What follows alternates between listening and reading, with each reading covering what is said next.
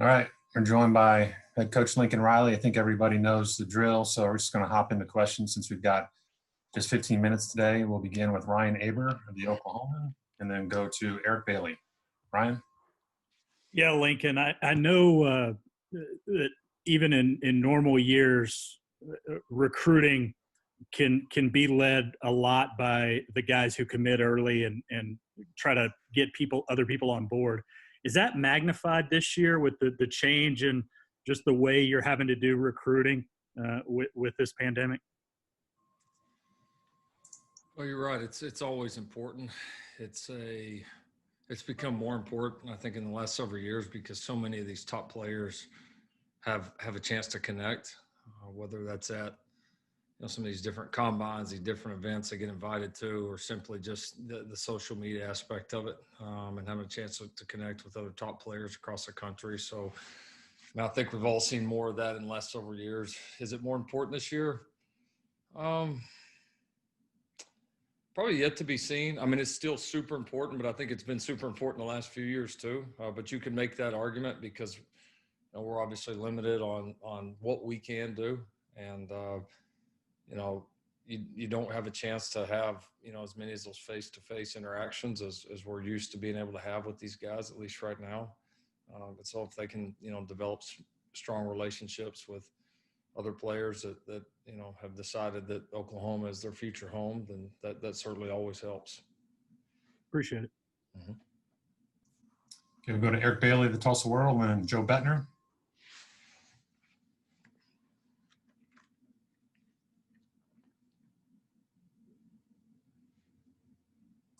Eric? Sorry. Lincoln, the school released yesterday that there are 17 active cases among players.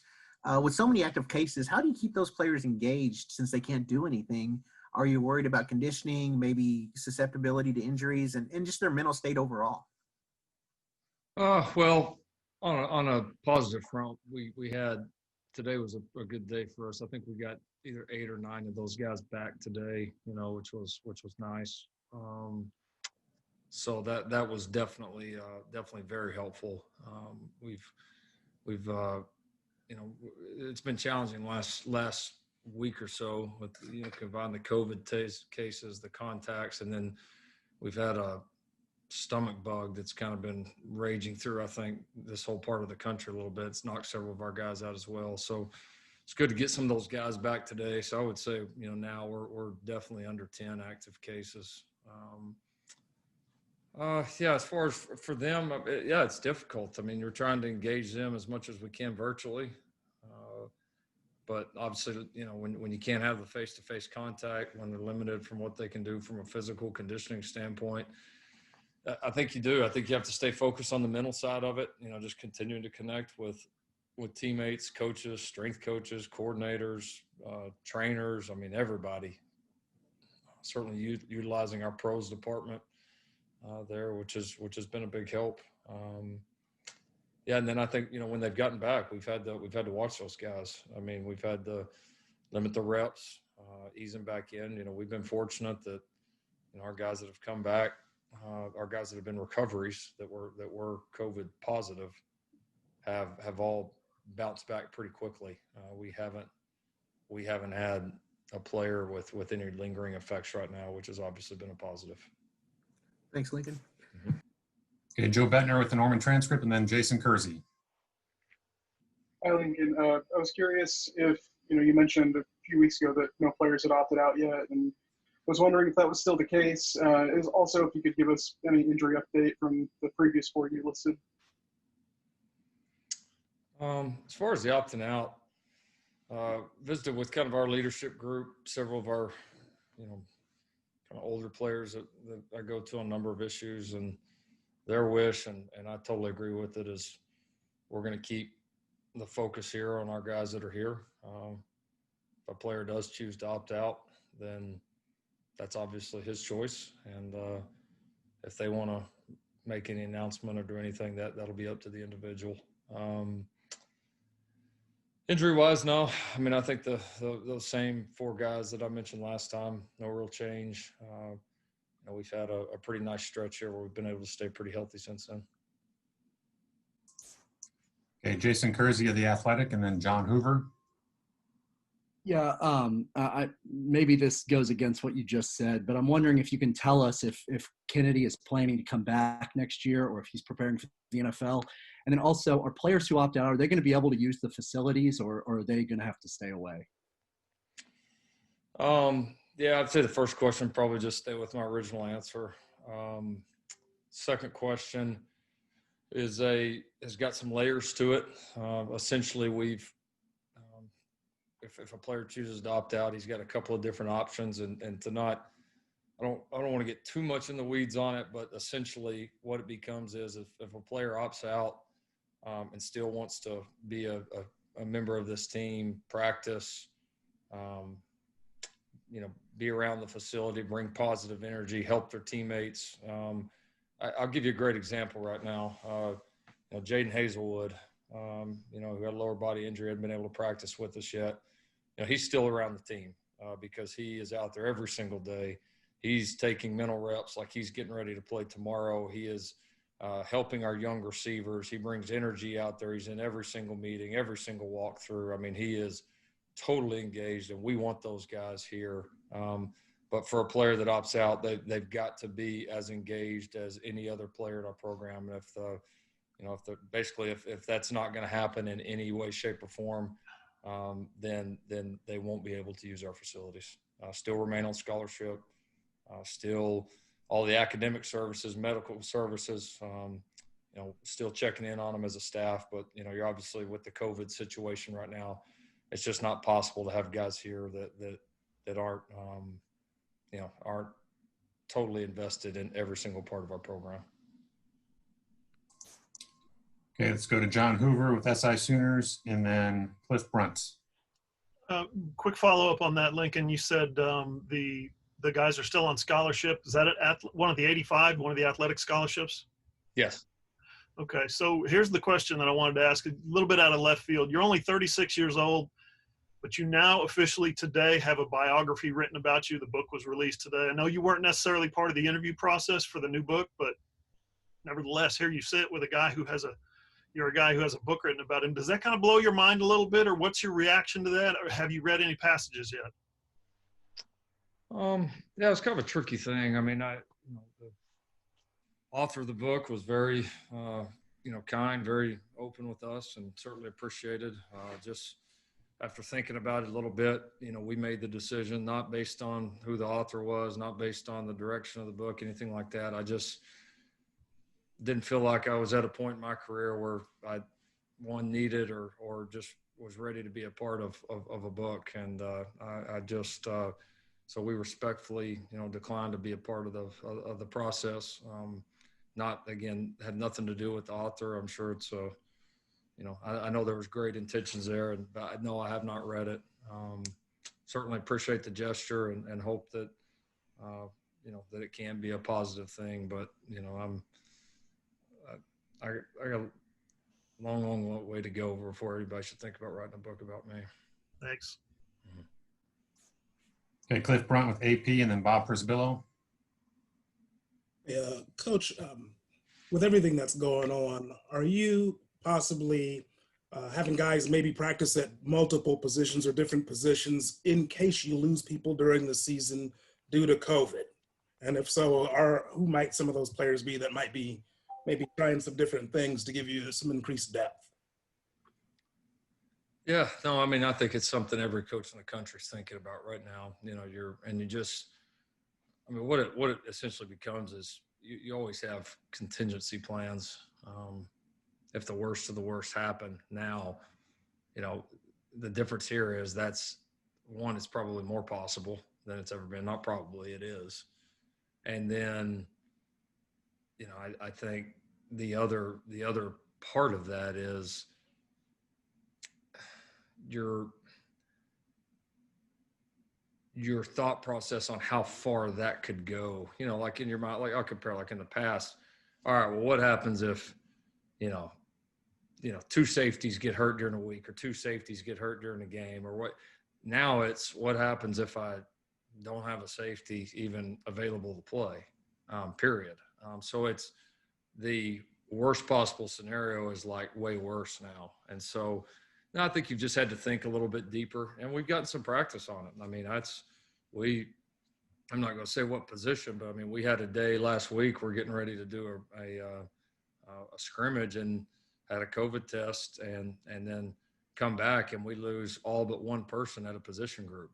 I mean, a major position group on the field, and we have to practice that day with a position where we have multiple players on the field at one time, and we have one player.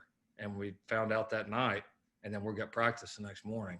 And so we're getting kind of some on-the-job training with it. So, yeah, I mean, I think for us, it's been a call to every player on our roster that you've got to be willing to do whatever's called. You've got to, and certainly it's on us to have a plan. I don't know what you can plan for all the scenarios because it could just go so deep right now. But I think you have as a plan to cover as much of it as you can. And we've certainly been working through that. Okay, Bopper's Bill with Sooner Scoop, and then Bill Haston. Bob? Yeah, Lincoln, we went 11 minutes and haven't asked yet, but I mean, we are getting closer. Are you anywhere near ready to name a starting quarterback and just give an update on Rattler, Mordecai, how they've been looking? Yeah, no, it's been very positive with those two guys. Trying to weigh two things, as we go through it. I think the first is just obviously, how these guys are continuing to perform, just how they're leading the groups, just, probably more normal stuff. And then also trying to gauge how abnormal this entire process has been. And the fact that you play one non-conference game and then you've got a bye week and then bam, you're into the conference schedule. So, I mean, I don't know if I have an answer of how that changes things, but I think it's certainly a factor right now as we play it out. And so I'll say this, I think it's been a little bit more difficult to look back and say, well, this is, kind of typically been our drop dead date. And I do think that's been when you've had a normal 3-game non-conference schedule, a normal camp, a normal spring. I mean, this situation's so different that I'm trying not to look too much into the past and really look more at this situation right here. And then, and then those guys have been mostly available, but there's been a few days where we've had quarterbacks in that room that have not been available, and that changes it too. I mean, I think we're dealing with that at all position groups because we do have so much competition and so many position battles going on. I mean, we have them in every room right now, and it's so unique we're used to having an injury here or there, or maybe a guy misses time, but now you're talking about, multiple guys missing a lot of time potentially. So you just got so many players at different points. You got some guys that have practiced all the way through. You got some guys that have only been in, 5 or 6 practices. I mean, it's so all over the place. And so we're trying to, again, you got to work through it. It is a situation, but I think they're both playing well. I think they're, they moved the ball well. I think they're mentally both in a good place. So we're going to continue to evaluate them and get as many reps in them as we can, and then, evaluate the situation as a whole, including the schedule. Okay, Bill Haston of the Tulsa World, and then Jenny Carlson. Lincoln, you've got a million guys in NFL camps, but the one guy who's maybe the most interesting as we speak is Parnell Motley, who had a big day yesterday again in camp. And I wondered how you felt about his chances going in as an undrafted guy. And then if you can, talk about the value of having a guy. There's a lot more guys like Motley than there are Mayfield and Murray. And just talk about the value of having a guy who's having to fight for a job in the league and to show up the way he has showed up. Well, it's not surprising. I mean, again, you go turn on that guy's tape from last year. I mean, he had an up and down career his first couple of years here. Some big moments, and that's kind of life. Life is a DB a little bit. But the way that guy played last year, for him not to be drafted, I was shocked. I mean, because you're not talking about a guy that just had the kind of year he had against a bunch of average receivers and, just sitting back and playing zone coverage. I mean, this guy was locked up on the best receivers in the country and did a number on just about all of them. And So I was very surprised that he wasn't drafted. Really not a surprise that he's going in and playing the way he is. But I've read obviously some of the reports like you have, and I know this: if you're trying to earn a job, picking off the greatest player of all time is a good place to start. All right, Lincoln, thank you. You're welcome. Benny Carlson and then Keegan Renault. Hey, Lincoln, I think we all suspected when classes opened again that there would be some rising COVID numbers on campuses. We've seen it across the country. I mean, there's no reason to think that you guys won't have some of that on campus as well. How does that impact your thinking and your message to players moving forward? And also, how does it affect any confidence you might have in the season moving forward and just those type of things as you see cases in the hundreds on campuses around the country? Yeah, no, I mean, it's a legitimate concern. And I mean, it has been for us the last few weeks because our students have been back for a while. And the only real thing that's changed now is now they're going to class. And, we as a university have got to do a great job in enforcing, we've set a policy that people have to wear masks when they're in class and on campus. And we got to enforce it. I mean, it has to happen. And if it does, then that should not provide, really any more cases from that standpoint. It's going to be, again, the social aspect of it when they're off campus, when they're in their dorms, when they're at their off-campus apartments. How good a job are our players, the student body, everybody doing? And that's going to be the key. So no, I mean, we're definitely monitoring it. What does it do to my confidence of it? I mean, I have more confidence in what we can control here. I've seen how I know that works. I've seen that work. And so I'm confident that it's possible. Are we going to do it? Our students, local establishments, the community in general going to buy into that? I think that remains to be seen. Thanks. Okay, we'll go to Keegan Renault with Sooners Wire. Yeah, Lincoln, just curious if you had any comments. I know we haven't asked about Jalen Redmond since his arrest, and just curious if anything, like with terms of punishment, maybe carry over into the season as well. You guys kind of know me there.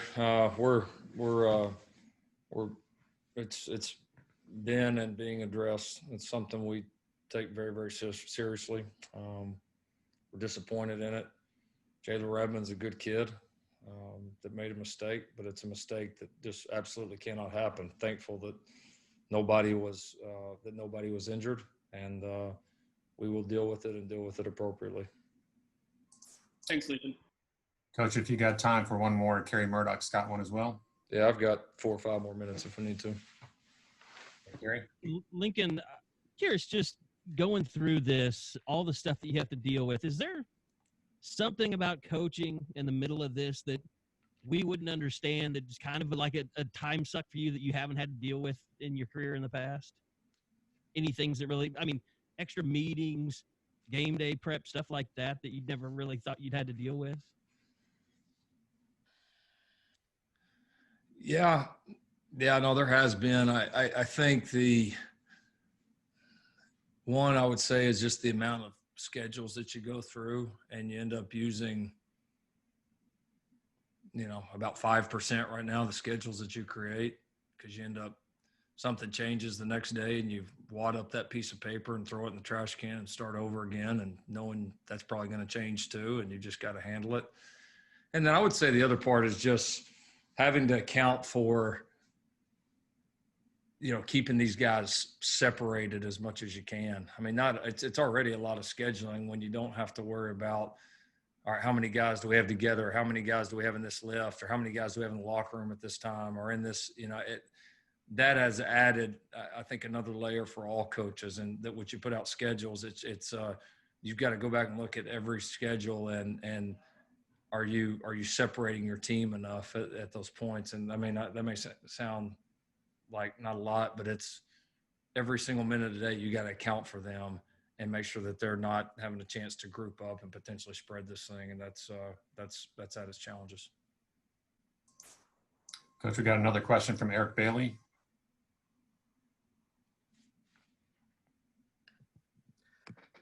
It appears the running backs room will be filled with inexperience.